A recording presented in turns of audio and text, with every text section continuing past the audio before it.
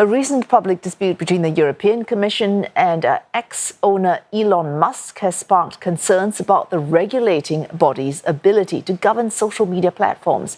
Alex Cartier has more on the power struggle. No one embodies big tech's battles with new EU laws more colourfully than Elon Musk. Ahead of his interview with US presidential candidate Donald Trump, the European Union's Internal Market Commissioner Thierry Breton warned Musk that his platform had to comply with new EU social media laws. Musk wasted no time in responding, posting an expletive-filled meme on X using language not fit for television. An EU spokesperson later said Breton's warning was not sanctioned by his boss, Commission President Ursula von der Leyen. Approached by CNA about Musk's post, a European Commission official simply said, "We don't comment on comments." Behind the war of words lies a very real power struggle between tech giants who would prefer little to no rules and the EU's extensive new legislation. The EU has launched 3 major laws in the space of a few years, aimed at curbing the power of big tech while injecting some transparency and accountability into the digital sphere. The Digital Markets Act aims to make sure big tech firms don't use their power and market dominance to quash all competition. The Digital Services Act regulates the way platforms moderate and present content, from illegal content and disinformation to addictive user interface design and election integrity. The newest law, the AI Act, hopes to mitigate against the risks of artificial intelligence. X and other firms like Meta and TikTok are already being investigated by the European Commission for potential breaches of these new laws. All are in negotiations with Brussels, but while Elon Musk's distinctive style makes him an outlier, others have been more constructive.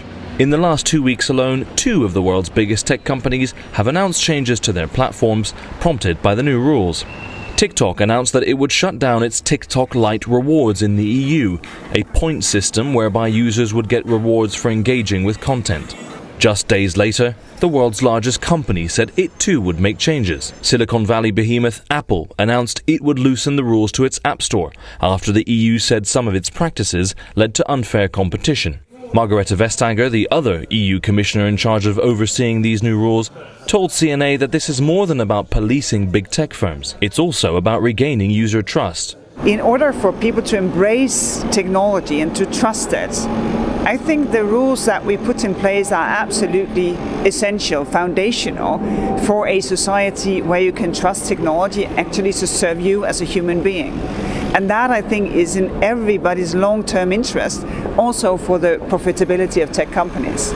Despite what EU officials might say, big tech firms are worried about profitability and have openly said the EU's new laws are too burdensome.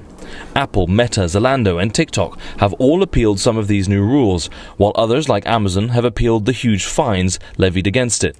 Despite the friction, the bloc's leading digital rights group says the fact that tech giants are pushing back is actually a good sign. In our experience, when the big tech companies are unhappy with legislation, it means that the legislation works.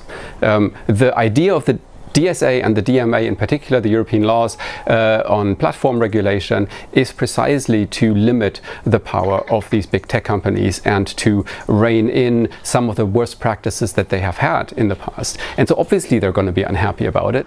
The European Union is trying to regulate new technology for the first time and at a scale which has never been attempted anywhere else. It's proving challenging, and experts say the jury is still out on just how effective these new laws will actually be. Behind the scenes, officials here in Brussels see the spat between Commissioner Breton and Elon Musk as a bit of a distraction. It may have grabbed the headlines, but it will make a limited difference on the EU's long and difficult road to regulating the world's largest tech firms. Alex Cartier, CNA, Brussels.